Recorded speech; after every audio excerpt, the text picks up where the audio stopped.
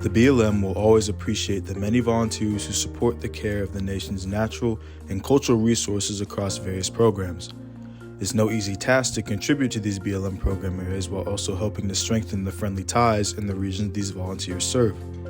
The lasting positive impact BLM volunteers continuously have on public lands and communities is invaluable. My name is Mitchell Leverett, and you're listening to On the Ground, a Bureau of Land Management podcast.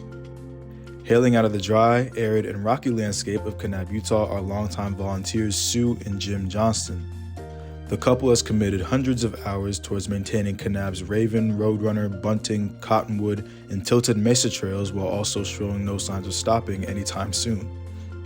I had the opportunity to speak with Cindy Gallo, a public affairs specialist based in Salt Lake City, who recently spent time with the Johnstons and had the true privilege of learning more about them and their projects.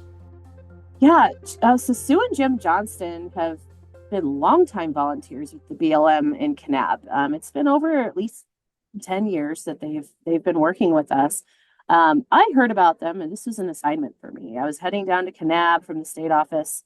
Hey, while you're down there, can you swing by and have a chat with them? Let's get their story. This year, we awarded them the Outstanding Volunteer Achievement Award for all of their work. And so I called up Sue, said, hey, we'd love to chat with you.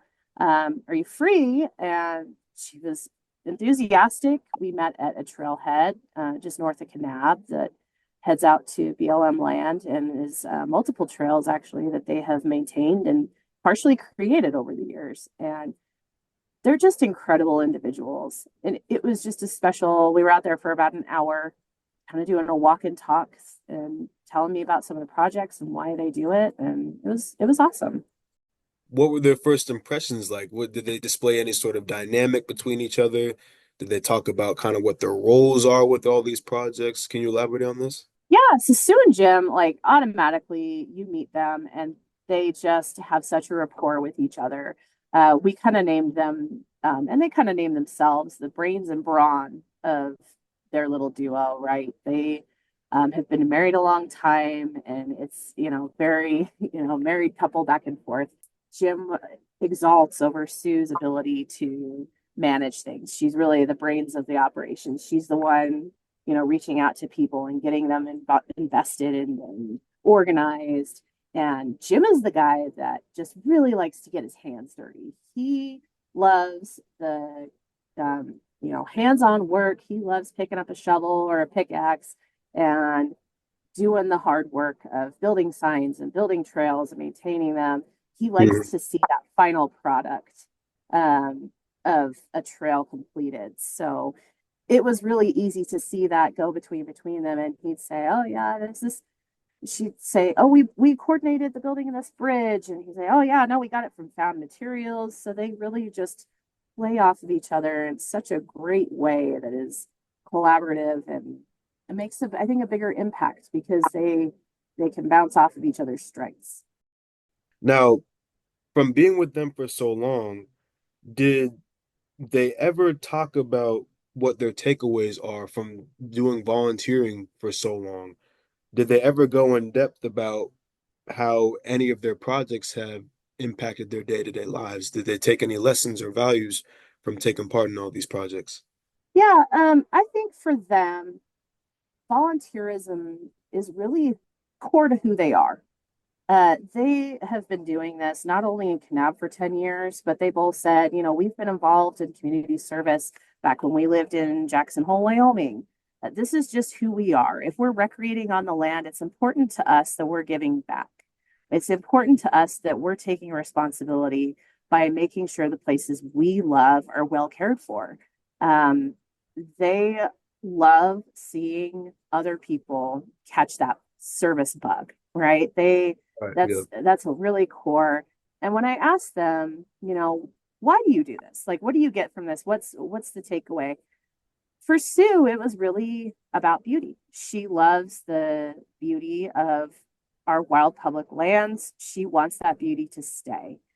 For Jim, it's really about making an impact and making a difference and making sure that there are places to recreate, that he wants to be the change agent. He wants to make sure that there are opportunities, that we're not just leaving that to the whims of, someone else. He's the one out there doing the work. Now, what were your main takeaways from talking to them about volunteering for so long? Did your perspective on what it means to actually be a volunteer change from talking with them? I think talking with them really renewed a sense of volunteerism is a lifelong love, and especially with BLM, I think I didn't understand how much our volunteers do, how important they are to really getting things done. I think we think with the federal government of all, oh, there's this bias of, or maybe perspective of there's so much red tape to get anything done.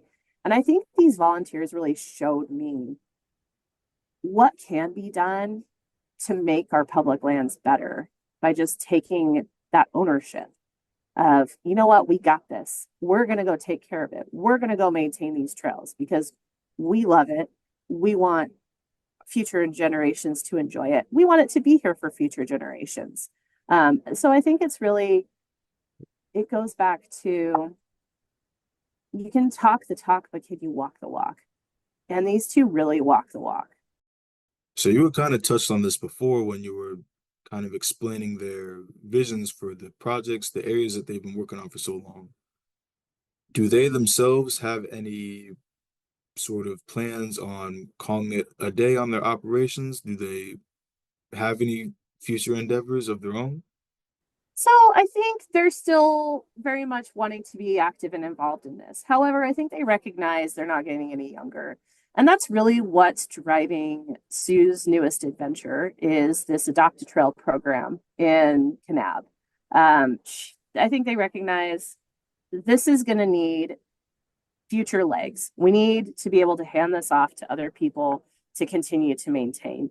And so she's trying to, get this grassroots program up where businesses or nonprofits or just people in general can adopt some of these trails down in Kanab, where they can make sure that they're going to do regular maintenance, days or volunteer days or cleanup days, whatever it needs to be done, so that all of this work that they've created, these networks that they've put in place, because it's not just them, right? They're kind of the change agents. Right. But they've really mobilized a lot of people in Kanab to recognize the importance of this volunteer work.